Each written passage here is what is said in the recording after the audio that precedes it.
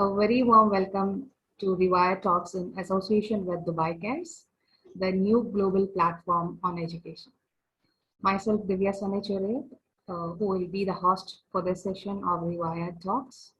And I have a total experience of 12 years, wherein I have served in areas of teaching in both national and international universities and in UK curriculum schools. And I have also worked in areas of administration, sales, and insurance.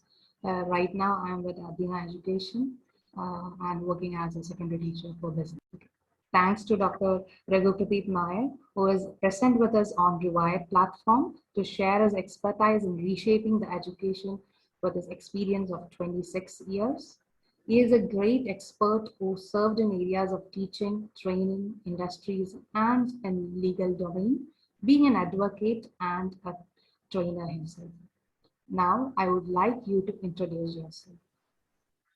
Thank you, Divya. Thank you for this opportunity to be part of Rewired initiative.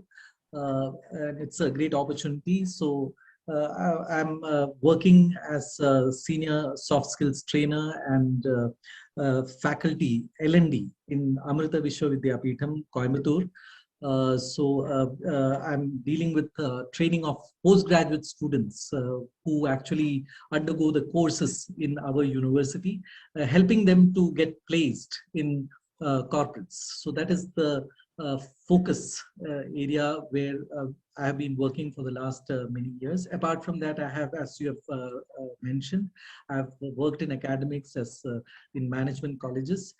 So I have been very passionate about teaching youngsters, helping them grow, coaching, mentoring, and training them. So I think this is a great avenue here I've got where I can share my ideas and learn in the process about the future of education that is going to be or opened up in the coming days. So thank you for this great opportunity, and thank you for being a host in this particular interview process. Thank you. That's such a kind words and being so humble that you are open for learning. And I think we would go away into our discussion. What do you think as a true purpose and role of education? Yes, Divya, very important question. We all think about this, and what I understand is the true purpose of education is to create adaptable students who can quickly adapt to the changes that are going around in the world, in the surroundings in which they are. So that is the true purpose. So whatever maybe the level of education, ultimately it is basically to make students adapt to changes, and that is what we are seeing, and whatever we are also experiencing is that training of long yesterdays, which have now also come back and supporting us and helping us to make this transition, post-COVID scenario, where we have quickly and the resilience that we teachers have shown to learn new things, new technology, and we are using it for the benefit of our students. Apart from that, the purpose of education is to bring about enlightened citizens, who will be contributing to the society in which they are, instill the moral values which are very important for them. Apart from that, yes, we have the economic side of education, which actually helps in economic wealth generation, which is again a very important purpose of education. Then social sustainability is brought about by education, character building, discipline, you name it, so many things. Okay, so education is all about change and building character. So I think many are the purposes of education, but again I'll stick back to this, that we have to be adaptable. Flexibility, education makes us more flexible to handle the day-to-day affairs of our lives. That's amazing to hear from you, and very thoughtful insights. So along with this, I think I would add my perspective on how I look at education. Regardless of age, all the people or individuals should have an opportunity to understand their own capacities to serve for their benefits and for the society at large, with considering the impacts of sustainable development linked with the real life. So this is what I think the true education should look into. So can we move on with the next question? Sure. Devi. What if there is no jobs and what should we educate for? Yes, very interesting. If there are no jobs, why educate? But actually, the real motive of education is not jobs. That is what I feel like to mention, because jobs may be one of the byproducts of good education. But as we have already discussed, education has many other dimensions to it. So if no jobs are there, still education will help us to be self-employed. Education will help us to build that entrepreneurial skills which are required to sustain ourselves. And we can just imagine, we can go back and into times, and we can find that there were not so many jobs in the past, but now we have more jobs. But still, at that time also, education was always there to help people to innovate, to help people to think creatively. So education's purpose is far beyond merely getting a job somewhere in a corporate scenario. So that is what I think. Education beyond that gives creativity, vision, and we have some motivation to go forward in life. So I think education's role is more holistic than merely preparing somebody for the job. But yes, it also plays a role in getting a job. That is what I feel. As truly told, education itself is a building of an holistic approach along with sustainability and entrepreneurship. So I agree that I want to mention a small incident where I would really look into that in this way. So when I was young, I would always used to ask my adults that why should I learn the subjects which I don't want to learn actually. So they would always say, yeah, we have to, when you grow up, you have to be on your own and you have to look after family and yourself. That is why your education is truly for. But I think in building the um, young minds is very important as adults, and we have to be a little more responsible for. Like instead of telling that you need to look for a job, I think the more specific answer they should have given is you should make a job. You should create a job which is linked with your passion and which you are good in, with your developing the skills with the education can bring about, and then thereby building a future generation to contribute for a sustainable development. So this is what I think, rather than just only focusing on jobs, searching for jobs, it should be a job creation. So the curriculum content and everything related should upgrade as per the job creation. There should be more involvement of innovation for that, even inside the curriculum. And there should be opportunities for students to get accustomed with the innovation. All right. So the next question is, how do we ensure that the digital learning leaves no student behind? Divya, this is a very good question that you have asked, and this is a real challenge that we have faced, and I am facing on almost the last 1 year. This has been the part of our discussions, internal discussions and debates, how to ensure that everybody is brought into this digital learning thing. Various challenges are there, but yes, institution side and teacher side, yes, we have to upgrade ourselves, our technology, we have to have that. And our institutions do invest in such things in a big way. So as such, we don't have that issue much coming up. But yes, infrastructure, the bigger infrastructure, which cannot be supported entirely by institutions, these have to be done by the governments of that particular country, which they have to ensure that people get the broadband connectivity, they get, because online learning is entirely on through internet. So those infrastructure that is required, the speed, the connectivity issues. Now, all these things are because nobody expected such a disruption from pandemic situation. So, but things are picking up. People have understood it.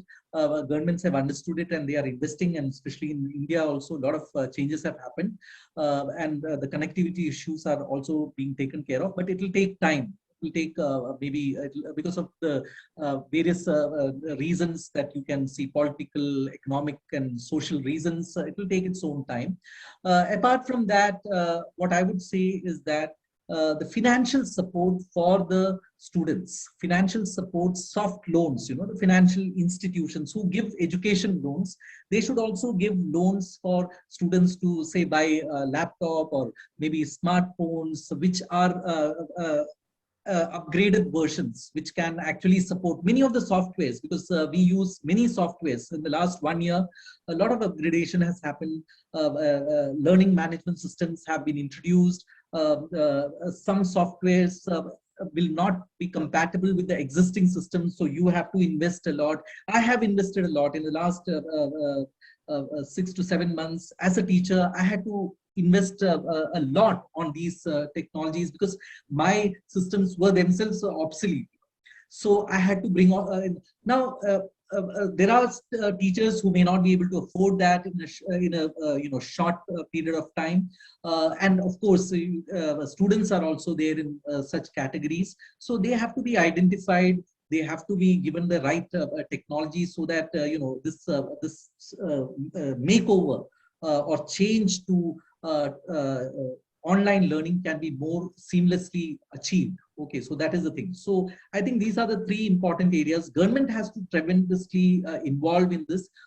Private partnership with government is very important. Government can give the infrastructure, etc. But private people, they have the expertise, they have the they have the knowledge with them, so they can involve very positively here. Apart from that, the institutions themselves have to invest a lot to ensure that these technologies are quickly adapted into their systems, and their staff and their teachers are well trained in these areas. Apart from that, the financial institutions, they have to give loans, soft loans, so that quickly this transition can happen, and maybe in 1 or 2 years, things can all be normalized. So that is what I feel regarding this people, who are left behind as far as technology and learning is concerned. This is how we can intervene, I think. This is truly a wonderful insight, I feel. And apart from this, these are all things which is connected to government, teachers, facility, and all that. In UAE, the condition is far more better because all the teachers have got their own work laptops. They have got their gadgets. And the students, even from the government side, those students who have difficulty in the internet connectivity, even that was being intervened by the government to support the students who are studying to get the internet connectivity from the here also, actually, in India also a lot of India also a lot of support is there, but because of the huge the population and the people demographics, demographics. Yes. So that is the economy in supporting the government support is huge. The only thing I think they're waiting for the suggestions and insights from us so that they can improve. Exactly. And apart from this, as a teacher, when this question is asked, I feel there are cases. It is true that even one aspect is whether they are able to access the gadgets and whether they are able to have internet connectivity to learn on digital platform. But the other perspective to this is that whether they are truly engaging in the lessons. Because yes, from an on-site teaching and learning to an online teaching and learning, the teacher and the student connectivity is limited to the screens. I sit behind, you sit behind, and especially the real way of teaching and learning, the students, I have seen the tendency that the students would come up with excuses on not switching on their camera. So we are limited to the limit where we can see them through the digital platform. As you know, this generation love gaming. Yes. There are certain limitations and challenges for teachers also to monitor the whole class, whether each and every student is learning in actual. Yes, yes. And I think the exit card strategies and involvement of parents also can, to an extent, solve this issue. Yes, yes, yes. Very good. So, Yeah. Similarly, yeah. We also face this, though we tackle higher level, PG level of students. So they do a lot of multitasking. yeah. It's a big challenge. It is a big challenge. Even examinations, when you conduct, chances of certain practices, malpractices are there. That is also a challenge. But in many places now, softwares are now available which can help you to proctor Yeah. examination. They're getting upgraded actually. They need they are getting it's a matter of time that the yes. technology can get find a solution for all this. Yeah, it will be. I think I'm very optimistic about this because Yes. things are changing very fast. And Yeah. I think this is the best time for education to grow because it's a revolution. I think L&D, learning and development revolution, because we are in L&D. Yeah. So we look at this. Normally, if you look at organizations, they're not very happy about L&Ds, because they don't want to have big budgets for learning and development, etc. HR practices. They actually try to keep it, secondary to many other functions like marketing and finance. But now is the golden era. L&D, and now a lot of concern about L&D and how teaching has to be delivered in organizations. I'm not talking about educational institutions. In organizations also, this awareness has come, and that's why. And this pandemic, though it is a negative thing, it has its positivity can be seen in learning and development at least. Exactly. So I'm sitting in UAE and you are in India, and we are able to talk each other in this Yes. Riwayat session itself as a proof of that. So yeah, of course. Yeah. Yeah. And added to that, as you told, this revolution is going to happen in education. It's not that, and there is one point which I think the people are till now reluctant to change the education Yes. system from grading and all that. So Yes. now a force from all the parties or the stakeholders have come together in such a way that there should be a change in the global education, connecting Yes. countries all over the world. Very true. We'll move on to the next question.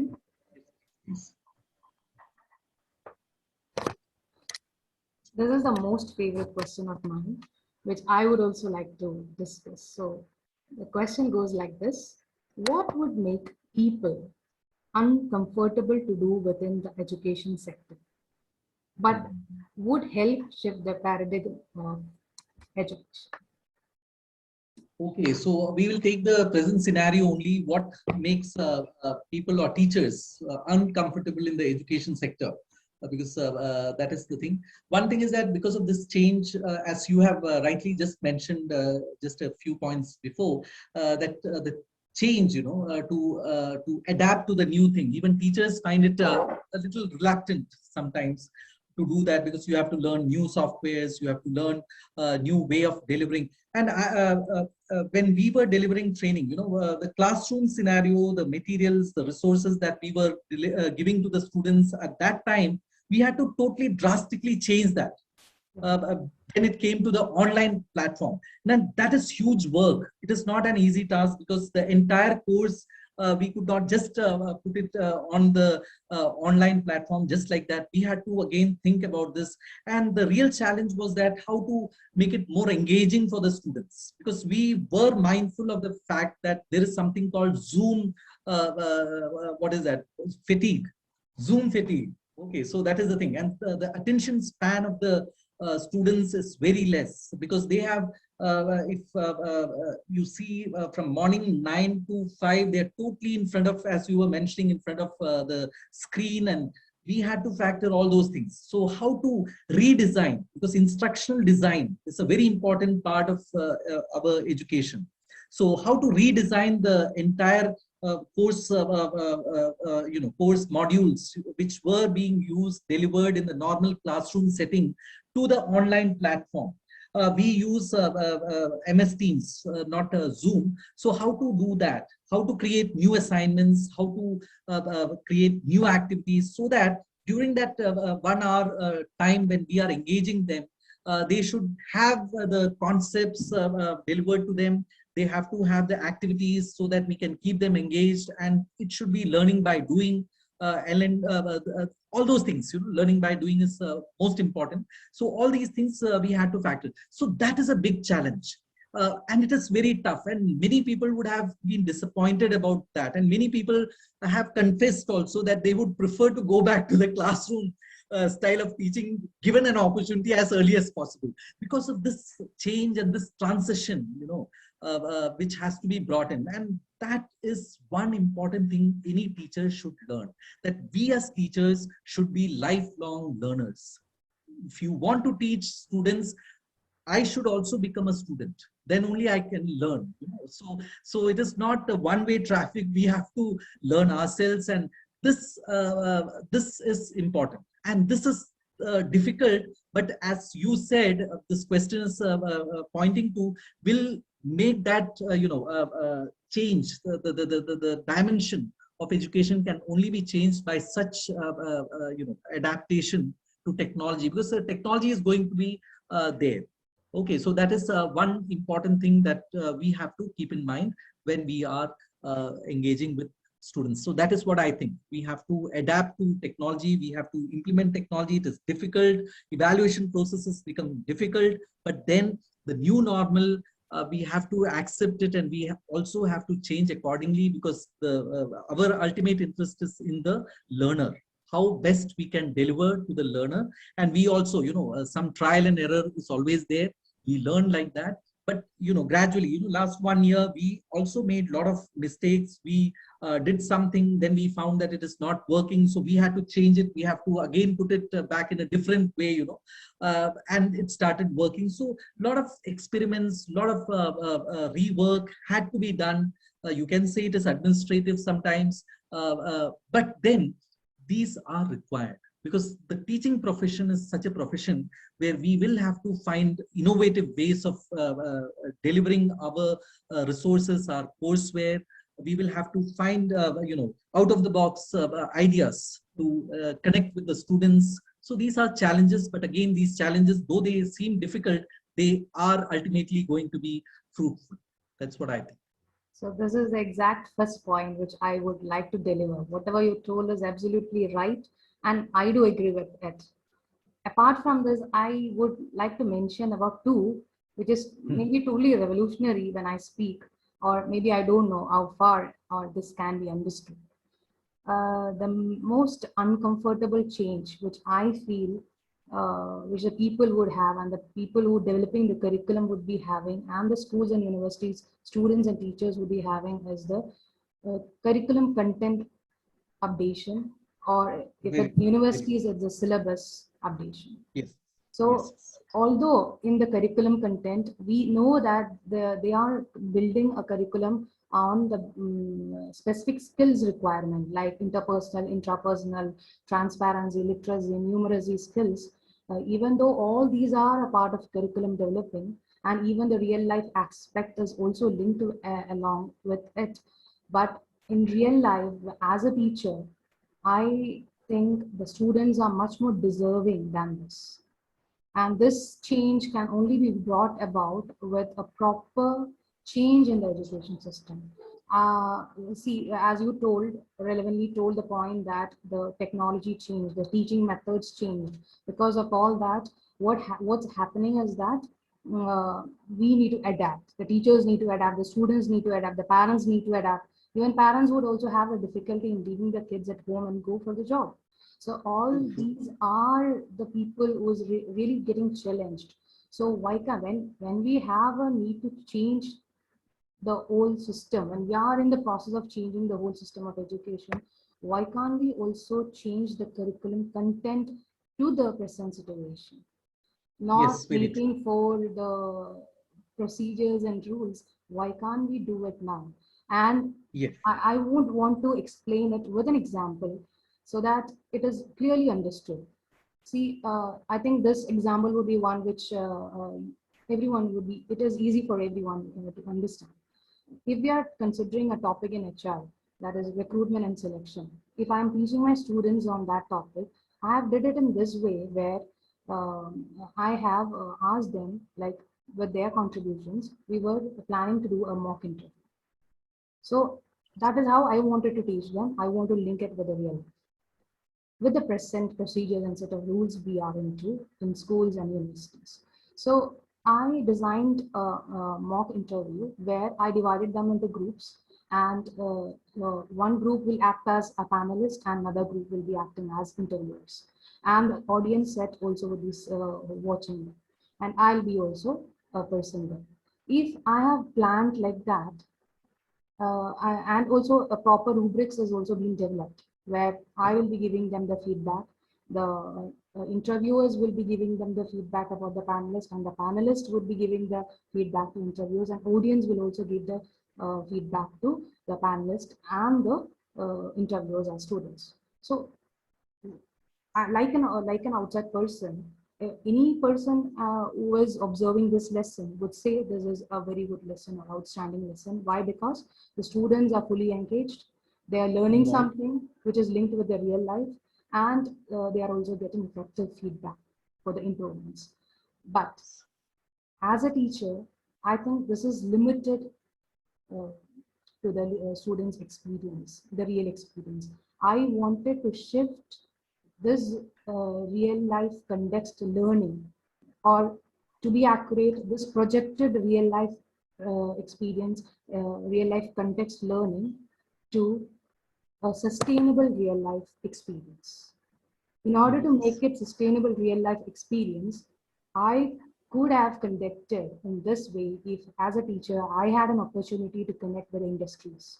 So what the students get here in this mock interview is limited to the knowledge I have as a teacher. Is limited to the knowledge the students will be able to give them the feedback. To the school or to the universities, they are very happy about it. It might be an outstanding lesson, but if a teacher is getting an opportunity to connect with the industry, even if it's a public or government companies or the private companies, which is adaptable to the positions each of these students apply. So for mock interview to be conducted, they need to make CVs.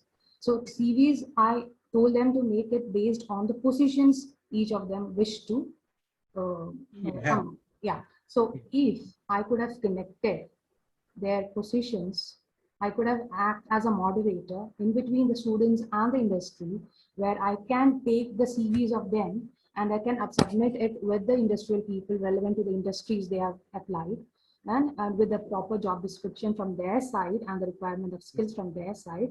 I could have Yes. the students would have got an opportunity to have a real stressed, or we say the real environment where online interview can be done from the industry, Yes. and it's not Yes. Yes. me or from the students, so that the students will get to know what the real feedback, the real feedback on the skills, the talents, and what they expect from the industry directly, and it is not just limited to my knowledge or the students' knowledge or the school knowledge.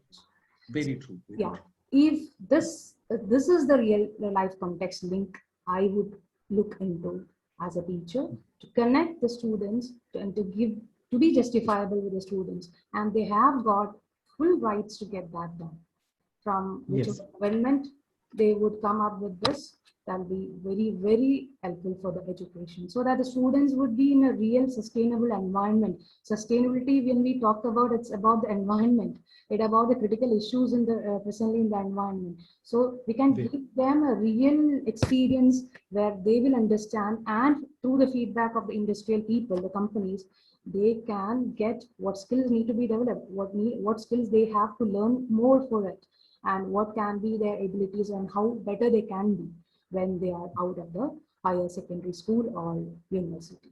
So if this type, so this is what I meant by, even though we feel that we are linking it with the real life context, we are actually not doing it. We are just mocking the environment. If we can give them the real environment like this, which I told, a shift of real life, a fake real life context linked with education relevant to the topics, to a sustainable real life experience, this change can be possible, and that would benefit the education system and the schools and students too much. And they would be thinking the real life aspect, and they will have that interest to learn when they know real what is happening.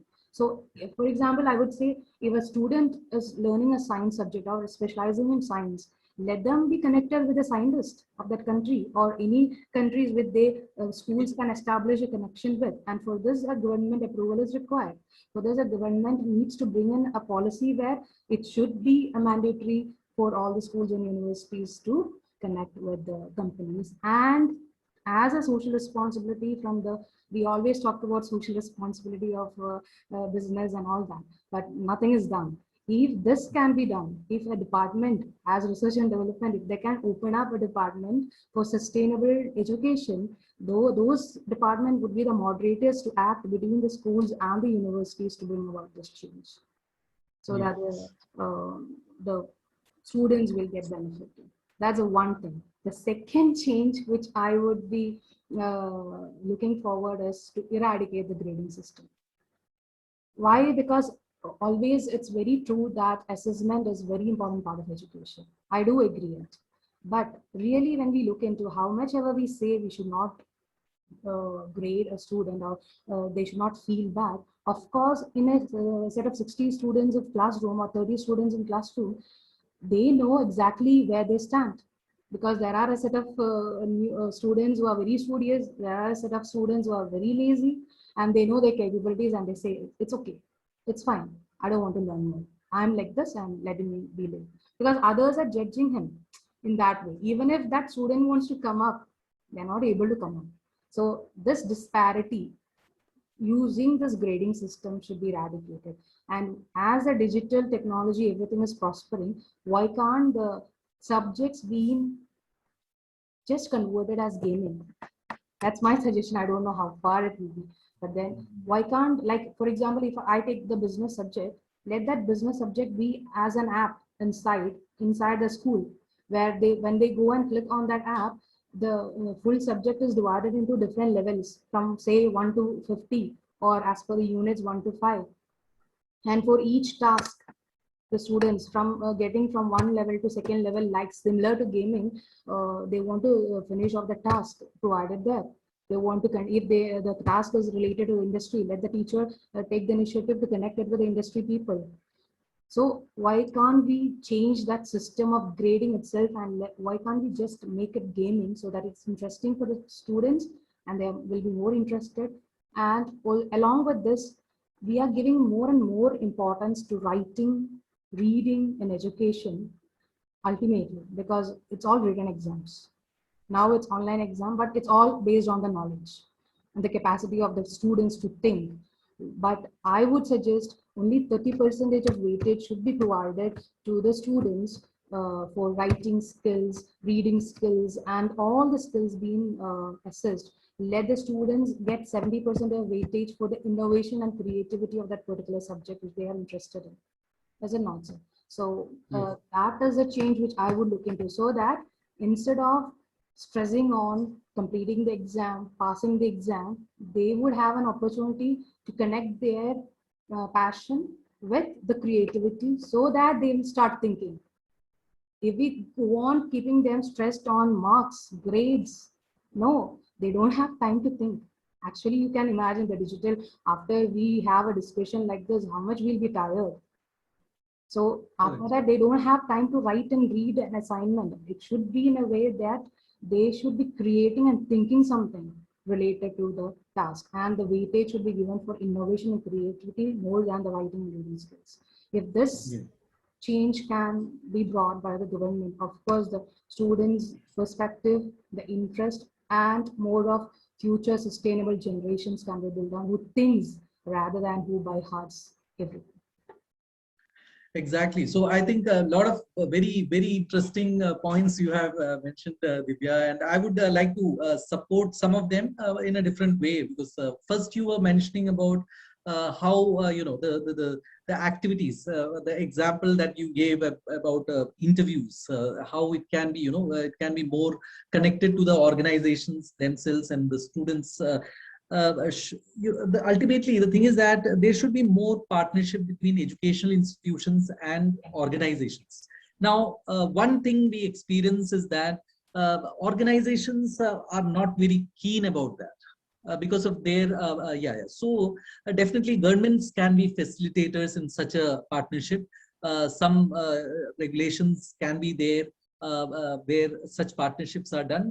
It is done at the higher levels because where you have articleships and where you can go to the organizations, but school level and all such experiments have not been tried so far, but it can be tried, as you mentioned, that it can be more practice and practical exposure can be given to the students and industry. Now again, this partnership is difficulty has been always a challenge, even for curriculum development. This interaction has to be there, because I was recently reading a report by McKinsey Global Institute, where they had studied around 750 occupations. In those 750 occupations, what they found is that almost 51% of the activities require automation. This is what they found. So out of these occupations, 750 occupations with McKinsey studied, they found that almost 51% of occupations will require automation coming up in the coming days, because of artificial intelligence, because of machine learning and all those things. And if you look at our curriculum, they have no connection with that, because there will not be any job. Many of the, let me tell you, accountancy job, after a point of time, accountants will not have a job because these things will be done easily by artificial intelligence or all those technology. So this interaction between academics and industry has to start as early as possible, so that industry can tell academics that this is what we want. You might be teaching 120 other things, but this is what we want. If a student is coming for us for a job, we are looking for this. Do you have that in the syllabus? You please give that in the syllabus. At least you can do other things, but you should give some stress to the vocational growth that that particular student needs to have. So that connection, as you have rightly pointed out, is missing. And definitely government, the institutions and the organizations or industry, they should actually work in tandem. They should work together to develop the curriculum. That is one important thing that you have mentioned. The second thing that you were mentioning, I think, can you please recollect, because I forgot. Gaming, like the why we have to gaming, yes, grading and grading, exactly, excellent thing. But I will not completely agree with what you said, because I know I will not agree completely, but I would say that grading is important. Grading is important in the sense that a student gets they get a feedback about where they stand, or the teachers will have a way to assess where a particular student stands. But I would not say that that should be the only way a student should be assessed. I would say that personal feedbacks are also equally important. They are actually not equally, they are more important. So students should be given personal feedback. So at the personal level, there should be a method that allows the student to have a personal feedback, so that he understands where he wants to improve.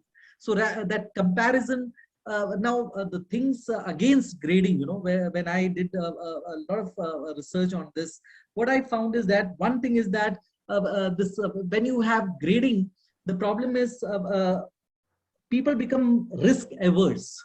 So risk aversion is increasing because you don't take chances. You don't, because you are studying for that mark, etc. So you are actually somehow trying to get that. And studies show that such people, who are just focusing on grading, they will be risk averse. So they are not ready to take risks. Ultimately, we learn from errors and mistakes. Now they are not ready for that. So that is a problem which these people will face. Another thing which I found is that because of my own experience with this placement and industry people, I have understood now that they don't give so much weightage regarding grades. Yeah. They are not only looking at grades, because nowadays grades are there. It is actually most of the students who come there, they have sufficiently good grades. Actually, we might envy them now, but I will always envy people with more grades, because I was never having so many grades, and you also know that. The thing is this, that industry is not very much particular about grades. They are more interested in the other side of the candidate, say for example, the soft skills of the candidate, how he is communicating, how he is interacting, does he have the ability to work in team? All these abilities are also required. So merely focusing on grade or getting fixated by grades is actually not okay. But still, that system is there. It has been learned for a long period of time. And I think there are certain good aspects also, like some categorization can be possible when it comes to competitive examinations and all. Some categorizations can be possible, but ultimately you cannot judge a child based only on the grades. So we should be able to give feedbacks to the child. Apart from that, we should be able to tell the child that there are other skills that they have to simultaneously improve if they really want to be part of the, get over the competition and all. So I think many other aspects are also there. So I will not take a drastic decision like what you took, that you ban or abolish grades. I will not do Yes, that, but for still. me, I like, yeah, sorry. For me, I would take the grade sheet not on my marks. I should be seeing my skills, which the Yes, industry people is yes, looking into. That is a change yes, I want in grading. yes, I yes. don't That want is what. marks on my grade sheet. I don't want my points on my grade sheet. Rather, I want my skills, which I possess through Yes, my own ultimately your creativity. competency. Very good. Yes, the competencies are more Yeah. important, and that And is what along, we. when we are changing the system into this mode of Yeah. education, the students studying the higher grades and in universities, they should be getting an experience certificate along with the grade. That is the That is. way of education I look into. So Yeah. we all know that when we are a new graduate, when we are finding a job, we used to wander here and we cannot even find a fresher opportunity. Is it not? True. They all want grades. So only those people who is having influence surely will get some plays into. So that needs to get changed. That discrimination of Yes. power, influence, all that needs to change. For that, the only method is to take away the grades and give focus on the skills they want to develop. Yeah. Yeah. Very Grading true. should Very true. contain not the grades, it should contain the skills level they are in. The abilities Rather and than, all. so that they get the grade sheet along with the experience certificate of say 1 year or how much ever Very true. Very true. as per Very the true. policy. So that Huh. when they are there are no freshers, they'll be experienced. Mhm. This is a change. Very good. Very. Yeah. Very innovative way of showing that. It's very good. Actually, very correct. What you are saying. Because They should have. we have suffered a lot. Like Yeah. as a student, after our postgraduate, when we go for MBA, then after that, when we went into the industrial interviews, real interviews, what we face is there are certain things which they do which we not even have heard about.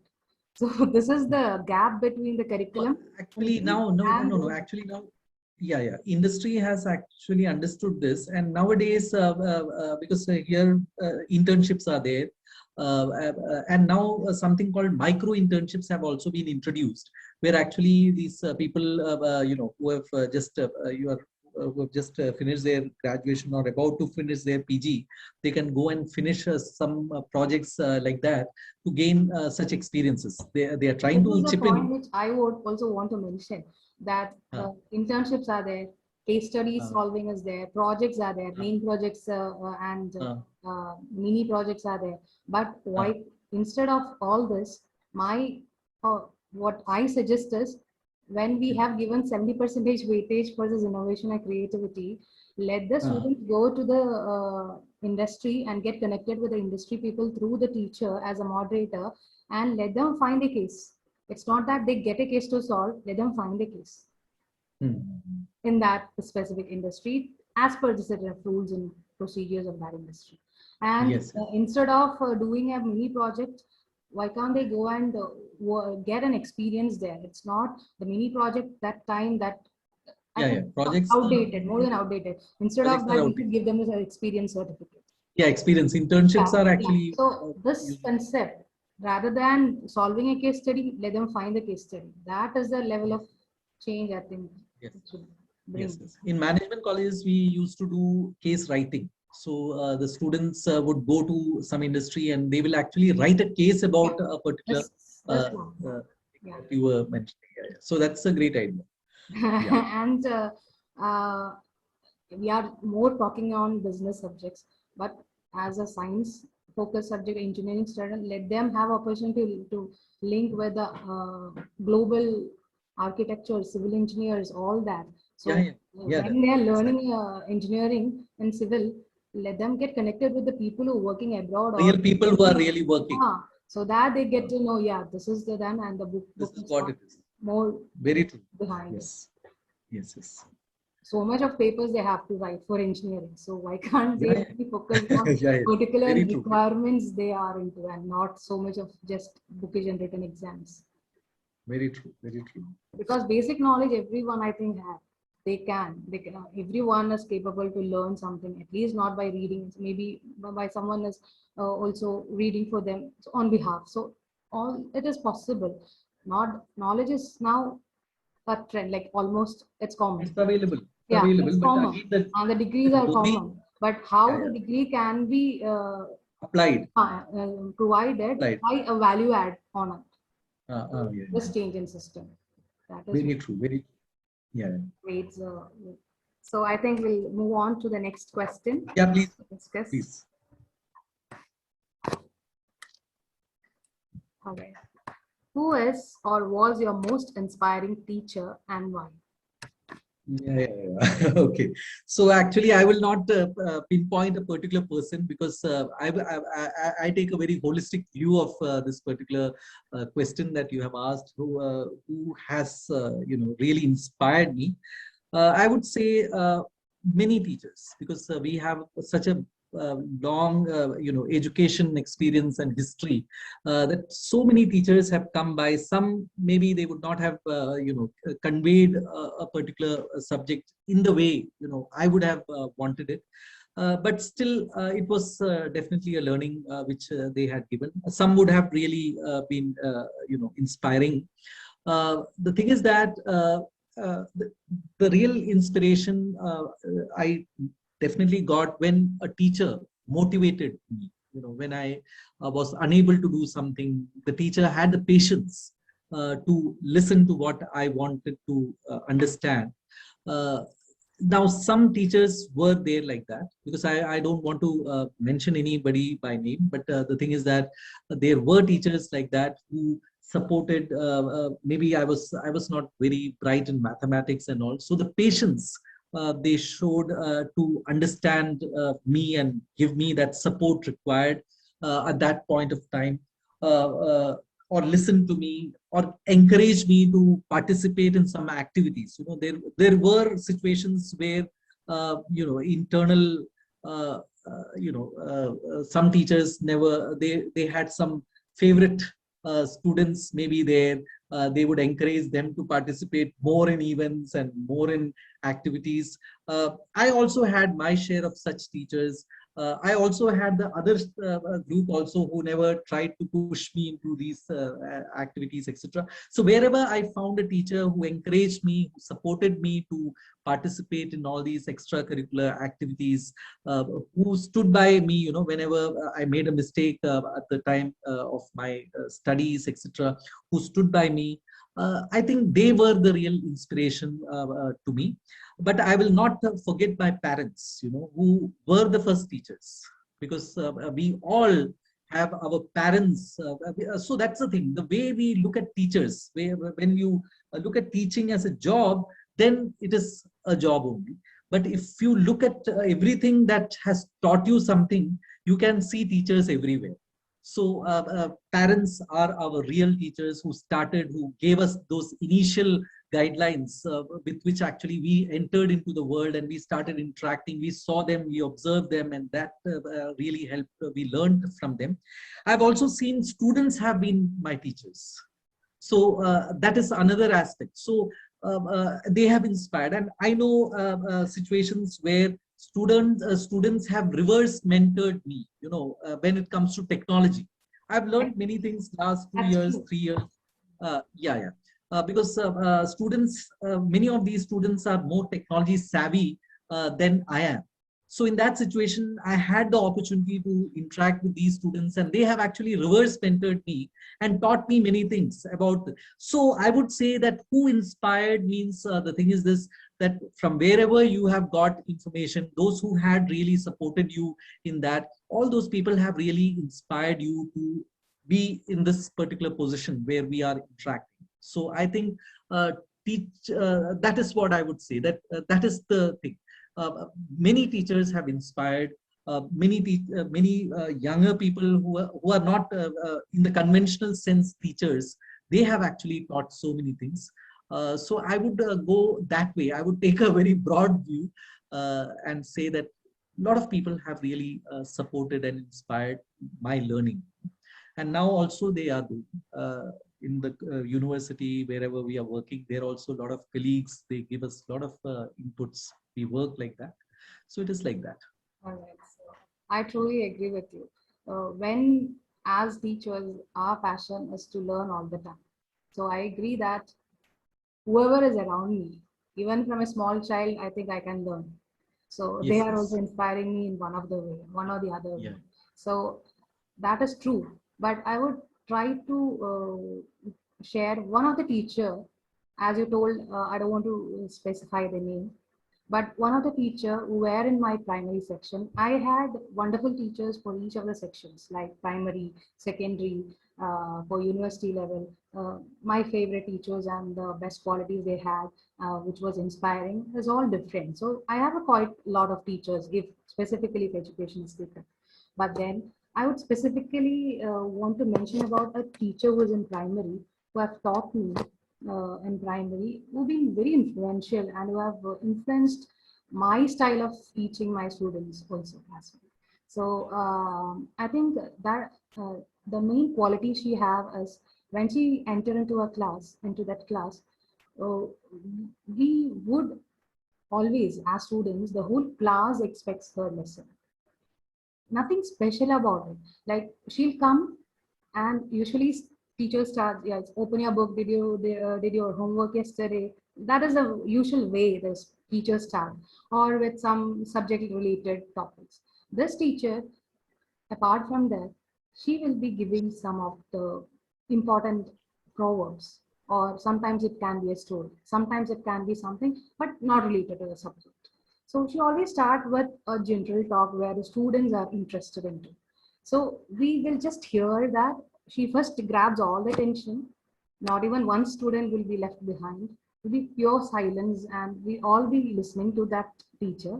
After that, at the end of the lesson, only we'll come to know that she have already delivered what she wanted. So at the end of the lesson, no student is sitting there who is left behind, who doesn't know about it. If even I was truly speaking at the young age, I was a very shy student. I've been little introvert also, and I don't prefer to come and talk in the lessons. So this here only in this teacher's lesson, it would come naturally. Even the shyest person, including me, including the other set of students who are shy, they come forward with their own opinions and ideas. That is one aspect which I found as very inspiring. That freedom she gives. That, like our parents, the second person whom we can approach, that approachability she gives. That is one aspect. The second aspect which I love about her is she would always not only just stick us onto the class environment, she takes us outside. It can be one day under a tree. She'll just go there and start a talk. And she will, whatever advice she gives, will not just reject it. And we'll update. Yes, miss, I've done this. As you told, and my mother liked it. All these feedback she get every day. So she would take to the environment outside and then she teaches so that our minds are fresh and we are in a different environment where we are interested. Sometimes she take us to the school park, so there we learn. So she was closely making the nature near to us in the learning so that our fresh minds, like everything is fresh for us. And we had a totally different experience. In my school days, there is no other teacher which I have seen done this. So she is the most inspiring. And whenever she never says or blames a student who is not able to answer. Instead, she would support them and encourage them in front of all others. She never told, you could not answer that. You did not study well. No such question. She says, yes, come here. I'll tell you once again. That is the way in which she's more into moral values than what to say the normal, we say the traditional teacher. Yes. I Yes. imagine. That's not Yes. true. So that is, and I try to do with my students when I teach, but it's very much limited to the school's policies or university policies and the set of rules. So I think in this manner, our line managers or our immediate administration and management should understand that no one has ever told about or spoke about teacher empowerment or teacher passion. We always talk about students' passion, but no one Yes. has ever so told that it's actually a give and take. So not only the students' passion or the interest should be taken into notice, the teacher's passion and the way the teacher is comfortable to teach also should be considered in particular Definitely. time so that they can contribute to their best with all the. So that is what I think there should be a change, and that is why I always seek for that level of education for Yes. Yes. truly Very true. right our students. Yes, it's very true. And as you use the word empowerment, I just that's very important. Actually, in the present times, we have to understand that teachers have to be really empowered. The reason being that nobody else is so close to students as teachers. So their needs, their requirements, the gaps that have to be filled in the education, that transfer of learning, can only be best understood by the teacher only. So teachers should be involved in the policy making, in the decision making process of institutions, and that is very important, because otherwise there will be a big gap or a disconnect between what the institutions might be looking for, the good things, good changes they want, but again because of this lack of empowerment, they will not achieve those results in the way they are really expecting. And that is the reason why this empowerment is very important as far as teachers are concerned. Each Yes. teacher is different and unique in their own style. So Yes. Yes. there is no specific teaching style a teacher should follow. Although there Yeah. can be rules, yes, this and all things should be covered, and this is the way it should be. But the what that we also need as teachers the encouragement, no, Yeah. to do what or take our teaching into a different level if we are interested. Yeah. No, every faculty has a own style. Yeah. So this has to be understood, because that is the way forward. Yeah, and as far as empowerment is concerned, yes, government has a lot of role to play there, because again this social security aspect is there, and then creating this supportive environment, because And also, I need not to refer to this one factor that maybe not all the teachers would be willing also. Like as per their own personalities and nature, some teachers might be would like to be more dependent. some teachers would like to be more independent in their teaching. So these Yeah. factors also should be considered while a specific task is provided. For Yes. each. Interested. Yes, very true. Very true. Yeah. So I think we'll move on to the next Please. topic for discussion.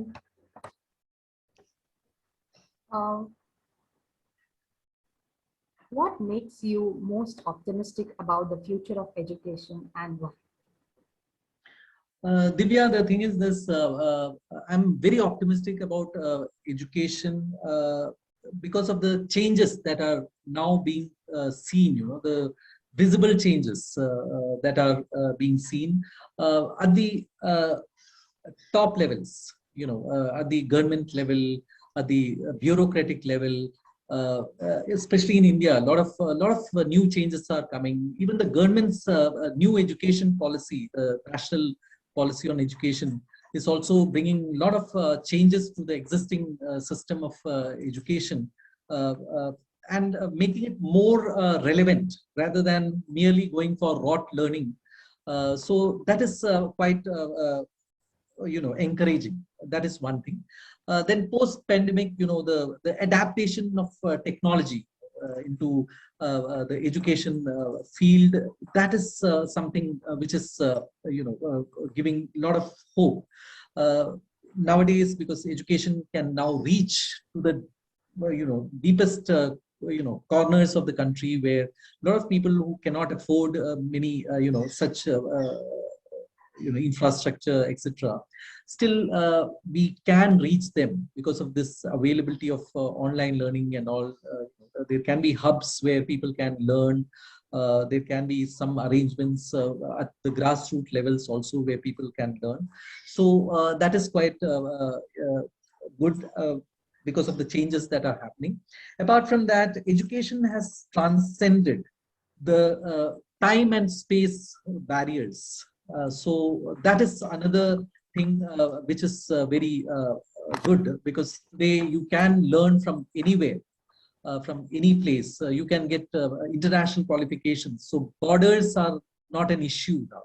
So that is quite an optimistic development, and we can actually be very hopeful that we can have better exposure to world education, the global education, which is quite different. Even the Western education, which is quite different when you compare it to the existing education system that we follow. So a lot of opportunity to learn and unlearn and relearn and upskill ourselves. So such opportunities are So such opportunities are coming. Apart from that, a new trend or development that interested me is micro learn or rapid learn. Very important, and I use it a lot. Seen LinkedIn Learning. If you have gone and done courses in LinkedIn, so small courses, 1 hour, 2 hours. Actually, I only need that much, because if I have a job which I want to accomplish, I don't have the skill. I just go and learn a course immediately and learn the skills and just apply it immediately. So micro learning and rapid learning are things that will be, you will see a lot of such platforms coming up. So, and we also try to adapt those ideas into our classroom settings, because we know that people don't have much attention span. So we also try to reduce our resources, our content based on these ideas, so that quickly we can give the idea to the students and they can immediately start using them and improve their skills. So I think that is the reason why all these new changes that we are seeing around makes me very hopeful about what are the things to come. And because being a learner myself, I'm always interested in these things, and that makes me very optimistic about this education scenario, not only for teachers but also for students and the real stakeholders, the parents also. They will all benefit in the coming days through these changes that we are witnessing in the education sector. Yes, you have rightly told all the points that only I need to add on certain things. As from what you shared, I could read that as a digital learning have emerged, the time we need to spend on digital space, which matters the health. Health, we have to have so many health impacts as well. So the first thing they can do is be specific to the industrial skills required. Be much specific where they need to reduce the content of curriculum so that the learners and the teachers can collaborate in a very good way in order to enhance education. So when added to your points on the future of education, I would like to add this on, considering all this, along with the digital security. It's digital security is not just a matter of industries like we hear hacking and all that. It's also matters which is happening and can Yes. happen even in the online platforms. So even that needs to have Be addressed. Very monitored, true. because lots Yes. of such things happen, and I've been encountered with that as well. Yes. Yes. The government needs to take now actions on monitoring the digital platforms and how to be more getting secured to the for the teachers to deliver properly their lessons. Yes. And Yes. apart from that, I'm very much thankful for the Rewired sessions, this talk, where they have given us a chance to talk. Normally, we don't get a chance to talk like this, to express our ideas. Our people who never reach us.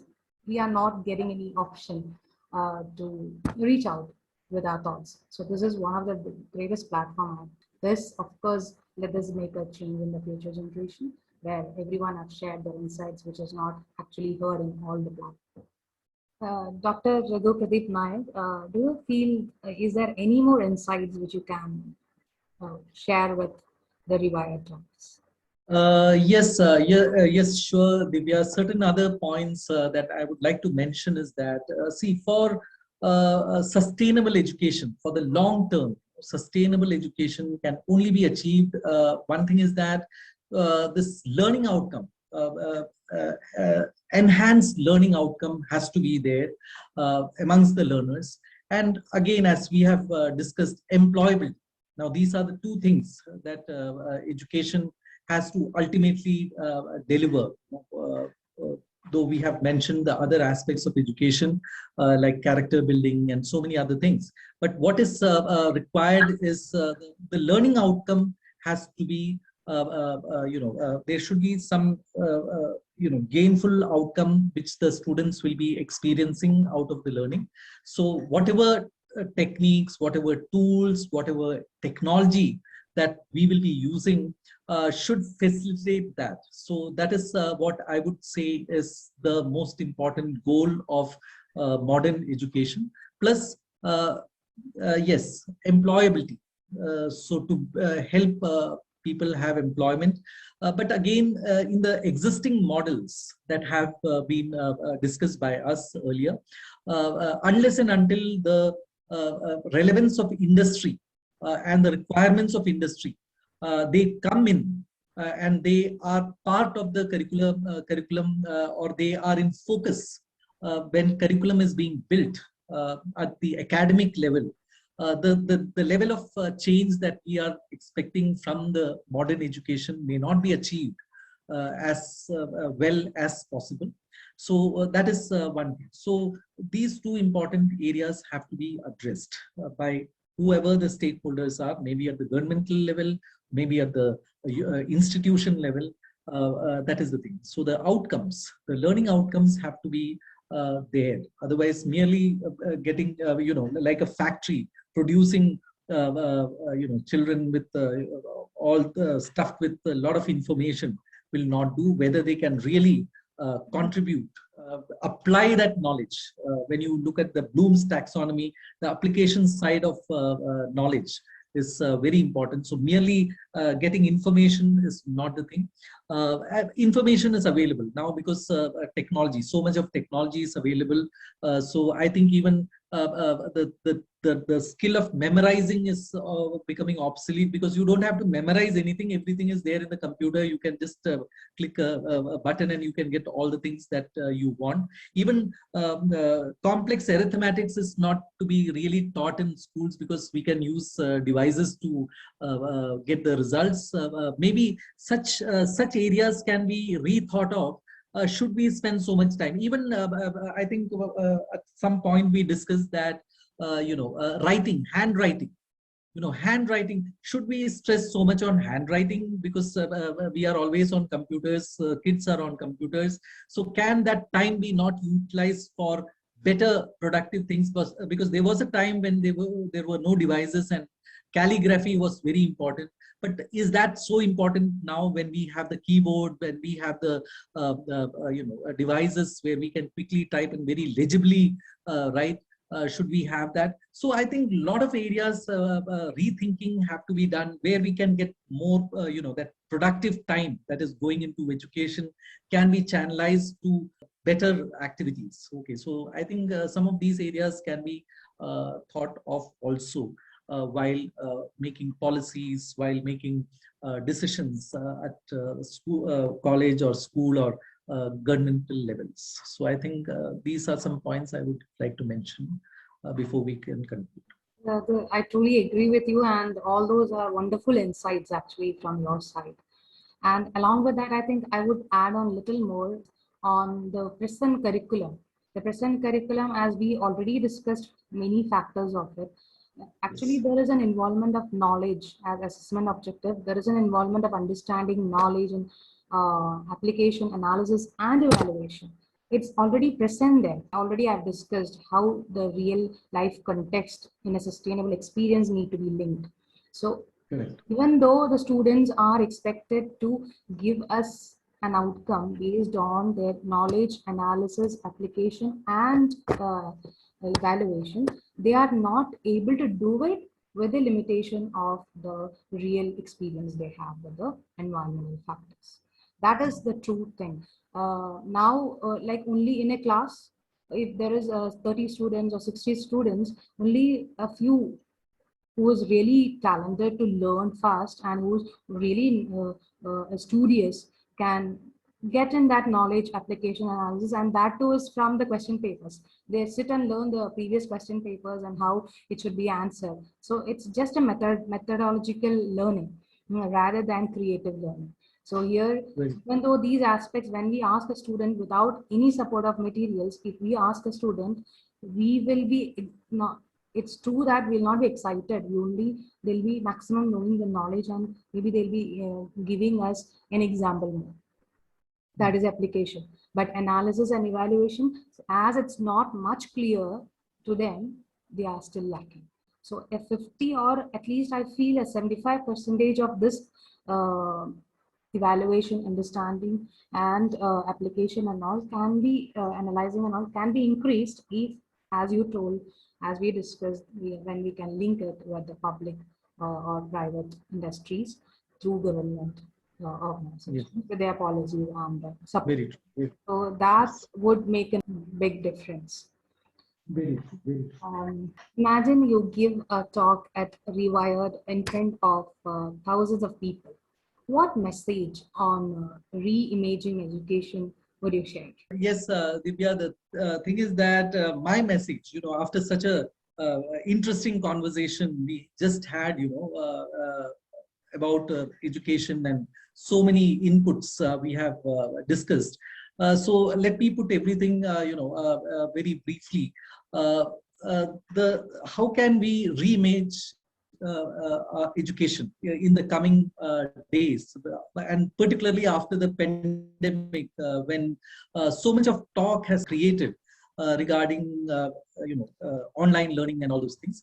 One important thing is that any reimaging education can only be possible if we look into the redesigning of curriculum, because redesigning of curriculum, making it industry relevant, making it relevant for our existence on this planet, That is the most important thing, where partnership with government is very important, whereas we were also discussing that some immersion programs should be there, where faculties or even maybe students can actually visit in industry, and they can actually learn the real things which the people in industry want.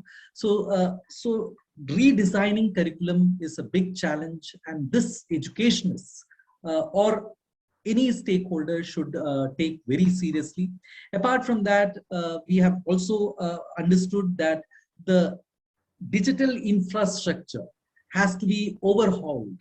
The education system should be revamped because of the new realities and because of the reach that we have to get, because otherwise we will have many people, who will not be able to access this level of open education, which will not be possible.